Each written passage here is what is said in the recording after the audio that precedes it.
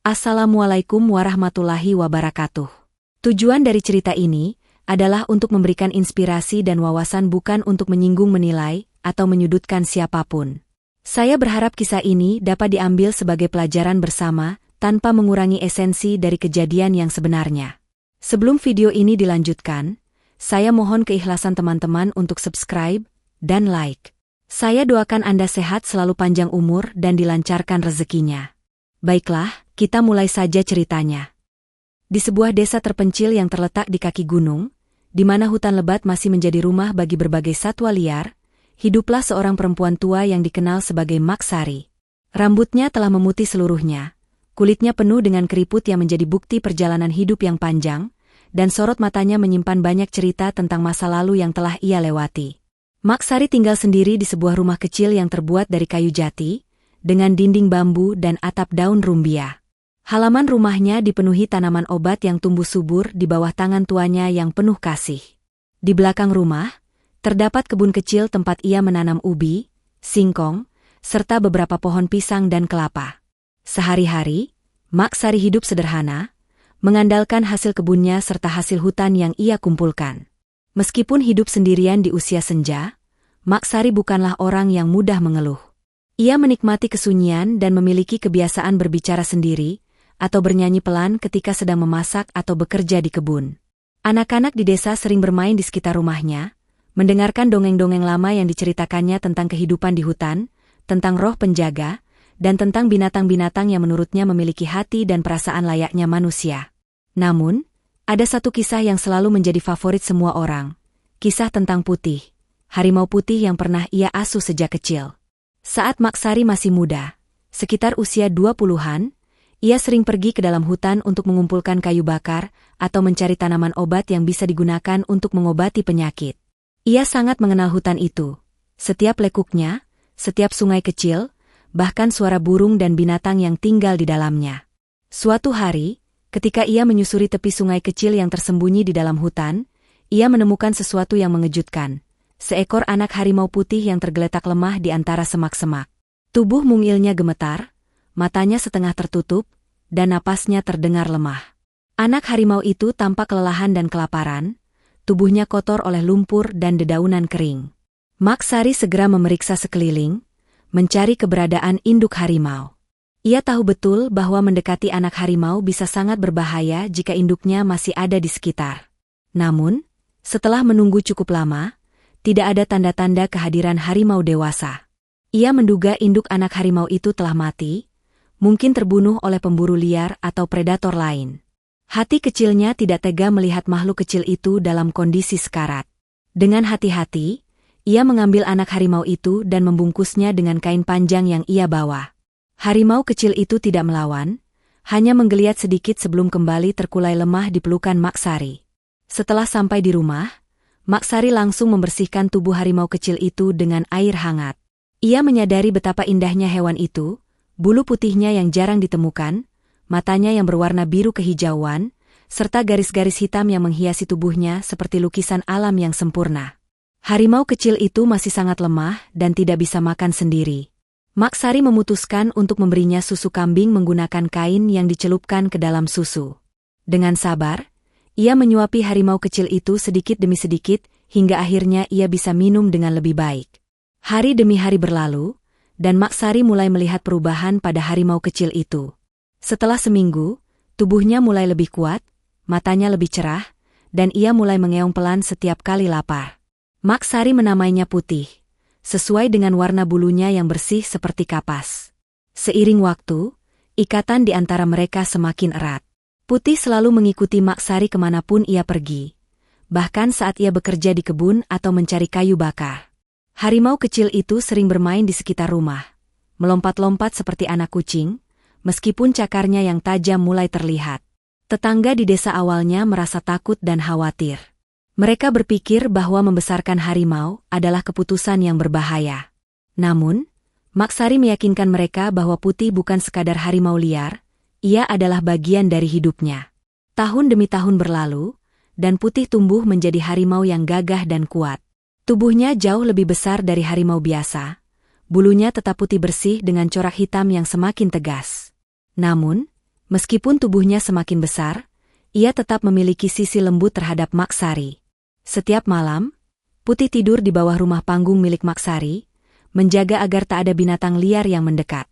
Kadang-kadang, Maksari duduk di beranda rumahnya, mengelus kepala Putih sambil berbicara kepadanya seperti berbicara kepada manusia. Ada saat-saat ketika mereka berjalan bersama ke hutan.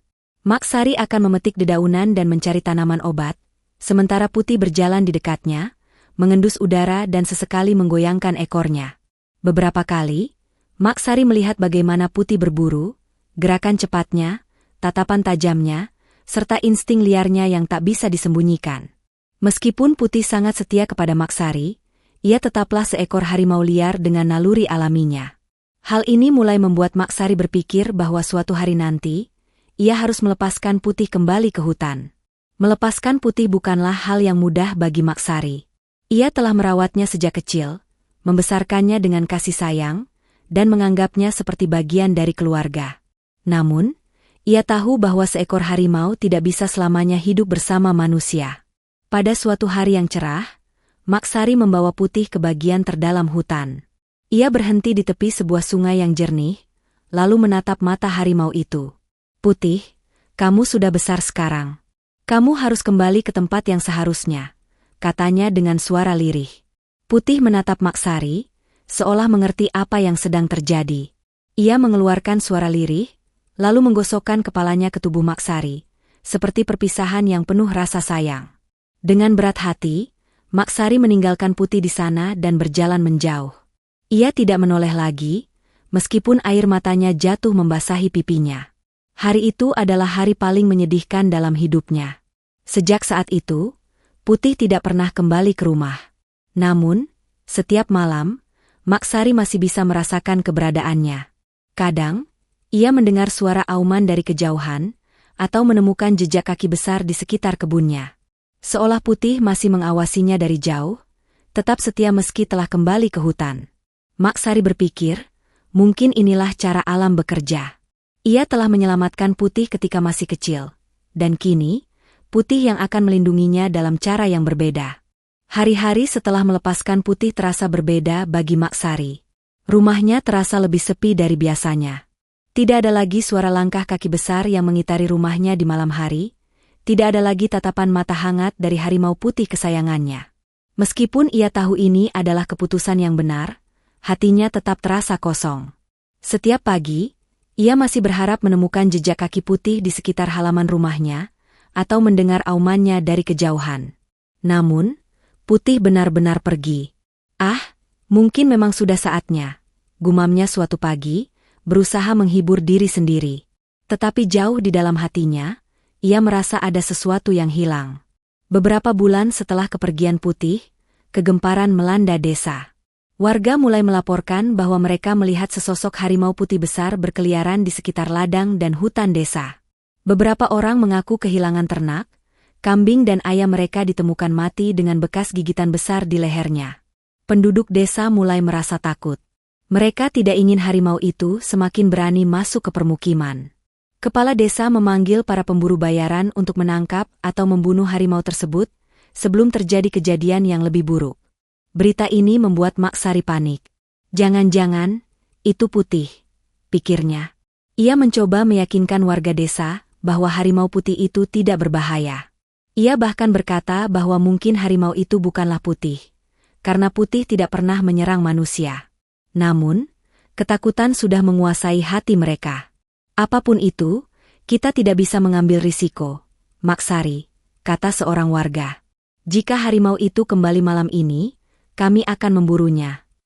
Malam itu, Maksari duduk di beranda rumahnya. Hatinya gelisah. Ia berharap harimau yang mereka cari bukanlah Putih. Namun, jauh di dalam hatinya, ia tahu bahwa hanya ada satu harimau putih di hutan itu. Keesokan harinya, Maksari membuat keputusan besar.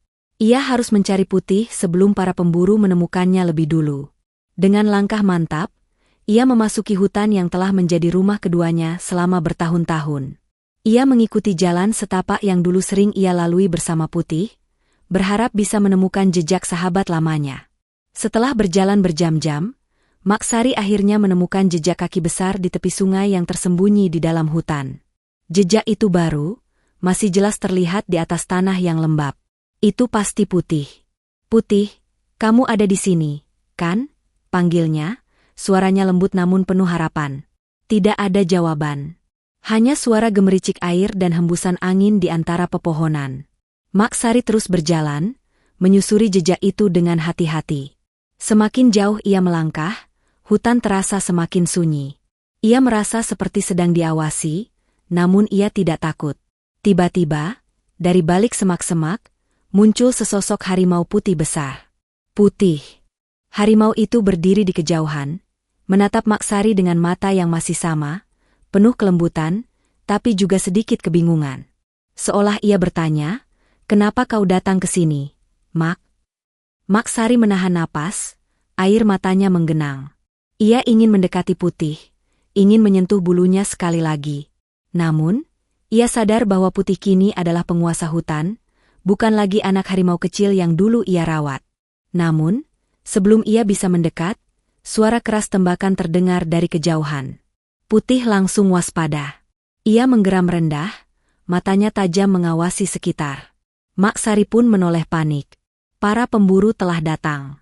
Beberapa orang muncul dari balik pepohonan, membawa senapan panjang. Mereka melihat Maksari berdiri di antara mereka dan harimau putih besar itu. "Maksari, menjauh. Harimau itu berbahaya," teriak salah satu pemburu. "Tidak. Jangan sakiti dia." Maksari berteriak balik, berdiri di depan Putih seolah ingin melindunginya. Namun, para pemburu tidak mau mengambil risiko. Salah satu dari mereka mengangkat senapan dan mengarahkan ke arah Putih. Maksari tahu ia harus bertindak cepat. Tanpa berpikir panjang, ia berbalik dan menatap Putih dalam-dalam. "Lari, nak, pergilah," bisiknya. Putih menatap Maksari, seolah ragu.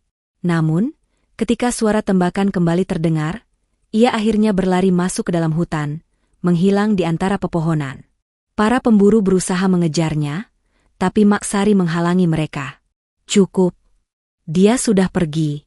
Jangan ganggu dia lagi," teriaknya. Para pemburu saling berpandangan, ragu untuk terus mengejar. Akhirnya, mereka menyerah. Namun, Maksari tahu ini belum berakhir. Jika Putih kembali ke desa, mereka tidak akan memberinya kesempatan kedua. Maksari kembali ke rumah dengan hati yang berat. Ia tahu Putih akan datang mencarinya lagi. Harimau itu telah menganggapnya sebagai keluarga, dan ia tidak akan pergi begitu saja. Benar saja, di tengah malam, Maksari mendengar sesuatu di luar rumahnya. Ia membuka pintu perlahan dan menemukan Putih berdiri di sana. Matanya berkilat di bawah cahaya bulan. "Putih," bisiknya, suaranya bergetar. Putih mendekat, menundukkan kepalanya seperti dulu saat ia masih kecil. Maksari mengulurkan tangan dan menyentuh bulu putihnya yang lembut. Air mata mengalir di pipinya. Namun, sebelum ia bisa mengatakan apapun, suara gaduh terdengar dari kejauhan. Para pemburu datang lagi. Mereka telah mengetahui keberadaan Putih. "Tidak, tidak, Putih. Kau harus pergi." Maksari mencoba mendorong Putih untuk lari, tapi harimau itu tetap diam, seolah menolak meninggalkannya. Kemudian, sesuatu yang tak terduga terjadi. Putih tiba-tiba mengambil posisi bertahan, menggeram keras ke arah suara-suara yang mendekat. "Dia ingin melindungiku," pikir Maksari, hatinya semakin sesak. Namun, jika ia tetap di sini, Putih pasti akan dibunuh. Dengan sisa tenaganya, Maksari memukul dada Putih dengan lembut dan berteriak, "Pergi, nak, pergilah. Jangan kembali lagi." Putih menatapnya untuk terakhir kalinya, matanya penuh kesedihan. Lalu, dengan satu auman panjang, ia berlari ke dalam hutan, menghilang dalam kegelapan malam. Maksari jatuh berlutut, menangis. Ia tahu ini adalah perpisahan selamanya. Para pemburu tiba di rumahnya beberapa saat kemudian, namun Putih sudah tidak ada. Mereka mencari di sekitar hutan, namun tidak menemukan apa-apa. Malam itu, Maksari duduk di beranda rumahnya, menatap hutan yang gelap. Ia berdoa dalam hati, berharap bahwa Putih akan baik-baik saja di tempatnya yang baru. Namun, ia juga tahu satu hal. Putih akan selalu mengingatnya, sebagaimana ia juga akan selalu mengingat Putih. Setelah malam penuh ketegangan itu, Mak Sari hidup dalam kesepian yang lebih dalam dari sebelumnya. Meskipun ia tahu bahwa ia telah menyelamatkan Putih dari pemburu, hatinya tetap terasa kosong. Setiap malam, ia masih berharap mendengar suara auman Putih dari kejauhan. Namun, malam demi malam berlalu, dan Putih tidak pernah kembali. Hari-hari berlalu dengan lambat. Mak Sari lebih banyak menghabiskan waktu di rumah, duduk di beranda sambil menatap hutan yang dulu menjadi rumah bagi sahabatnya. Kadang-kadang, ia mengusap tanah di sekitar rumahnya, berharap menemukan jejak kaki Putih. Namun, tak ada satupun tanda kehadirannya. Tetangga dan warga desa mulai bertanya-tanya apakah harimau putih itu benar-benar telah pergi. Beberapa pemburu masih berpatroli di hutan, tetapi mereka tidak menemukan jejaknya lagi. Sepertinya harimau itu sudah pergi jauh. Mak, kata salah seorang warga. Mak Sari hanya tersenyum kecil. Namun, jauh di dalam hatinya, ia masih percaya bahwa Putih ada di suatu tempat, mengawasinya dari jauh. Suatu hari, seorang pemburu datang ke desa dengan wajah pucat. Ia membawa kabar yang mengejutkan seluruh penduduk. Ada harimau putih yang terluka di dalam hutan, katanya dengan napas tersengal. Mak Sari merasakan jantungnya berdegup kencang. Luka? Apa maksudmu? Tanyanya cepat. Kami menemukannya di tepi sungai, darah berceceran di mana-mana. Sepertinya ia diserang oleh sekelompok pemburu liar dari luar desa. Kami melihat mereka membawa senjata berat. Darah Mak Sari terasa membeku.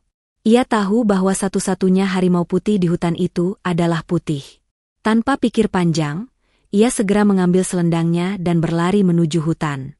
Warga desa mencoba menghentikannya, tetapi tidak ada yang bisa menghentikan Mak Sari ketika ia telah mengambil keputusan. Dengan langkah cepat, ia menyusuri jalur yang sudah dikenalnya sejak kecil. Setiap ranting yang patah dan jejak kaki besar di tanah, semakin menguatkan dugaan bahwa Putih sedang dalam bahaya. Setelah hampir 1 jam berjalan, Mak Sari akhirnya tiba di tepi sungai. Pemandangan di hadapannya membuatnya terhuyung. Putih tergeletak di atas tanah, tubuhnya penuh luka. Darah mengalir dari bahunya, dan ada bekas tembakan di kakinya. Napasnya terdengar berat, namun matanya tetap terbuka, menatap Mak Sari dengan pandangan yang masih sama, penuh kasih sayang. Putih. Suara Mak Sari bergetar. Ia segera berlutut di samping tubuh besar harimau itu, dan menyentuh bulunya yang kini ternoda darah. Maafkan Mak, Mak tidak bisa melindungimu. Isaknya. Putih menggerakkan kepalanya pelan, lalu menggosokkan moncongnya ke tangan Mak Sari, sebuah tanda bahwa ia masih mengenalinya. Namun, sebelum Mak Sari bisa melakukan apapun, terdengar suara langkah kaki mendekat. Para pemburu liar datang. Mereka adalah orang-orang asing yang tidak berasal dari desa. Mereka membawa senjata lebih besar, dengan wajah penuh keserakahan. Itu dia. Harimau putih itu masih hidup. Kita harus segera menyelesaikannya sebelum ia kabur. Salah satu dari mereka berseru. Mak Sari langsung berdiri dan menghadang mereka. Tidak. Jangan sakiti dia, teriaknya. Para pemburu terkejut melihat seorang wanita tua berdiri di hadapan mereka. Bu, minggir. Ini binatang liar. Kami akan mendapatkan banyak uang dari kulitnya, kata salah satu pemburu dengan kasar. Tidak. Mak Sari mengangkat kedua tangannya. Kalian tidak tahu apa-apa. Dia bukan sekadar harimau. Dia keluargaku. Para pemburu saling berpandangan, lalu tertawa mengejek. Dia hanya seekor binatang, Bu. Binatang yang berharga mahal, kata salah satu dari mereka sambil menodongkan senapan ke arah Putih. Mak Sari melihat Putih yang masih terbaring lemah. Ia tahu harimau itu tidak bisa melawan dalam kondisinya yang seperti ini. Ia harus melakukan sesuatu. Dengan tekad kuat, Mak Sari berdiri di depan Putih, menghadang laras senapan yang diarahkan ke sahabatnya. Tembak aku dulu kalau kalian ingin membunuhnya, teriaknya. Para pemburu tampak ragu. Mereka tidak menyangka bahwa seorang wanita tua akan seberani ini. Namun, salah satu pemburu, yang tampak sebagai pemimpin mereka, mengangkat senjatanya lagi. Cepat minggir, Nek, atau kau juga akan jadi korban. Mak Sari tetap berdiri tegak. Ia tidak akan membiarkan mereka menyentuh Putih. Saat situasi semakin tegang, terdengar suara auman keras dari balik semak-semak. Semua orang terkejut. Dari balik pepohonan, muncul 2 ekor harimau besar lainnya. Mereka bukan harimau putih seperti Putih, tetapi mereka tampak seperti bagian dari kawanan harimau liar di hutan ini. Mata mereka penuh kemarahan, gigi-gigi mereka terlihat jelas saat mereka menggeram. Para pemburu panik. Sial, kita harus pergi. Kita tidak bisa melawan lebih dari 1 harimau. Salah satu dari mereka berteriak. Melihat situasi semakin berbahaya, para pemburu segera mundur. Mereka tahu bahwa menghadapi 3 harimau sekaligus bukanlah pilihan yang bijak. Tak lama, mereka melarikan diri dari hutan, meninggalkan Maksari dan Putih sendirian. Maksari menoleh ke arah 2 harimau liar yang baru saja datang. Mereka menatap Putih, lalu salah satu dari mereka mengeluarkan suara rendah, seperti komunikasi antar sesama harimau. Maksari tersenyum lemah. Mereka datang untuk melindungi Putih. Setelah para pemburu pergi, Maksari segera berjongkok di samping Putih. Harimau putih itu masih bernafas, tetapi tubuhnya sangat lemah. Putih, bertahanlah, nak. Bisiknya. Ia merobek ujung selendangnya dan menekan luka di tubuh Putih, mencoba menghentikan pendarahan. Putih mengerang pelan, lalu menutup matanya. Air mata mengalir di wajah Maksari. Ia tahu ia tidak bisa berbuat banyak. Namun, sesuatu yang ajaib terjadi. Salah satu harimau liar mendekati Putih, lalu menjilat luka-lukanya dengan lembut. Harimau satunya lagi duduk di dekatnya, seolah memberikan perlindungan. Maksari menatap mereka dengan penuh haru. Mereka menerimanya sebagai bagian dari kawanan. Putih perlahan membuka matanya kembali. Napasnya mulai lebih stabil. Ia menggerakkan kepalanya dan menatap Maksari, seolah ingin mengucapkan terima kasih. Maksari tersenyum. Kau tidak sendirian lagi, nak. Bisiknya. Ia tahu bahwa mulai sekarang, Putih akan memiliki keluarga baru di dalam hutan. Pagi mulai menyingsing. Cahaya matahari menembus pepohonan, memberikan kehangatan setelah malam yang penuh ketegangan. Putih perlahan bangkit, meskipun masih lemah. Ia berjalan pelan, didampingi oleh 2 harimau lainnya. Maksari berdiri, menatapnya dengan perasaan campur aduk. Pergilah, nak. Kau sudah menemukan rumah yang baru, katanya dengan suara lembut. Putih berhenti sejenak, lalu menoleh ke belakang. Mata birunya yang indah bertemu dengan mata Maksari sekali lagi.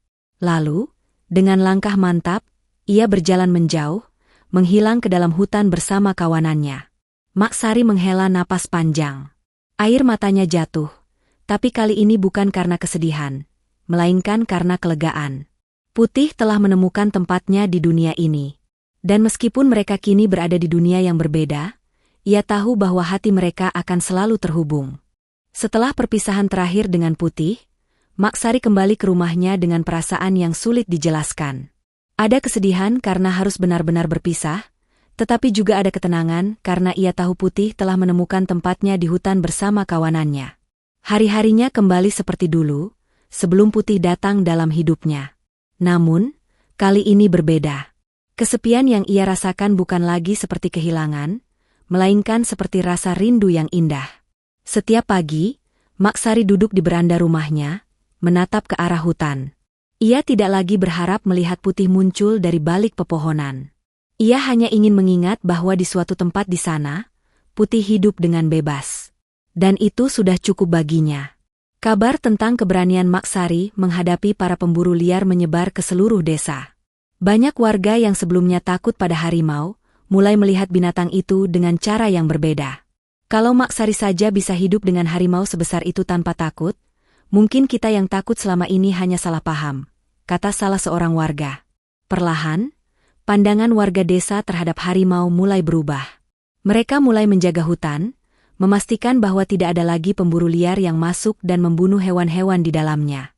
Bahkan, kepala desa akhirnya mengeluarkan aturan baru. Siapapun yang berusaha membunuh atau menangkap harimau di sekitar desa akan dihukum berat. Maksari tersenyum mendengar kabar itu. Meskipun Putih telah pergi, ia telah meninggalkan warisan berharga bagi desa ini, kesadaran untuk hidup berdampingan dengan alam. Suatu malam, saat bulan bersinar terang, Maksari duduk di beranda seperti biasa.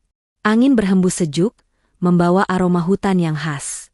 Tiba-tiba, dari kejauhan, ia mendengar sesuatu yang membuatnya menahan napas. Auman panjang menggema dari dalam hutan. Suara itu bukan suara biasa. Itu adalah suara harimau putih yang sangat ia kenal. Maksari tersenyum, matanya berkaca-kaca. Putih masih mengingatku. Meskipun mereka tidak akan pernah bertemu lagi, ia tahu bahwa selama ia masih hidup, ia akan selalu mendengar suara putih di dalam hatinya. Dan itu cukup. Ia tidak pernah benar-benar kehilangan putih. Putih akan selalu ada dalam setiap hembusan angin, dalam setiap gemerisik dedaunan, dan dalam setiap auman yang bergema di hutan. Dan itu adalah cinta yang tak akan pernah hilang. Terima kasih sudah mendengarkan cerita ini, semoga kita dapat mengambil pelajaran di dalamnya.